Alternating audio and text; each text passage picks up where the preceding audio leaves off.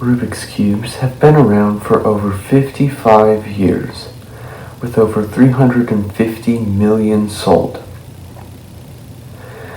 This widespread puzzle that comes in all shapes and sizes is typically seen as a formidable challenge that some fear and others conquer.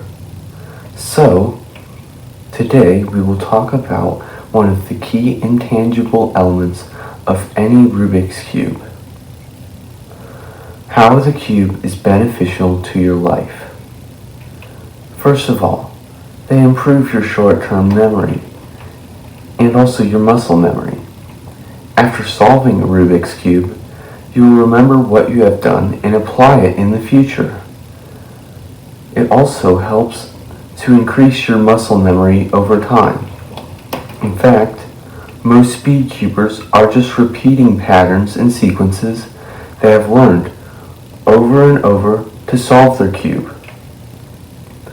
Since nearly every single mix-up is different, short-term memory can be consistently exercised to remember positioning.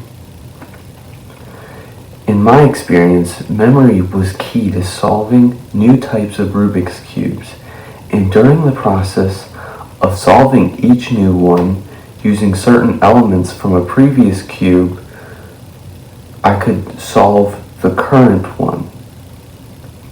Rubik's Cubes will also improve focus, especially in the beginner stage of solving, because of time consumption.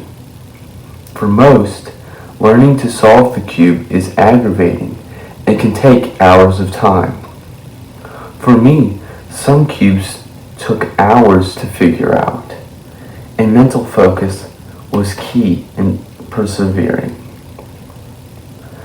Even after consistently solving Rubik's Cubes, any mistake can set you back to the beginning, basically. Therefore, focus is definitely acquired or enhanced by learning to solve a Rubik's Cube. Finally, reflexes and hand-eye coordination from hours of practice can be applied easily to other areas of life, be it sports or your everyday routine. I personally can't say I have great reflexes or hand-eye coordination, but they have definitely been improved through the process of solving Rubik's Cubes.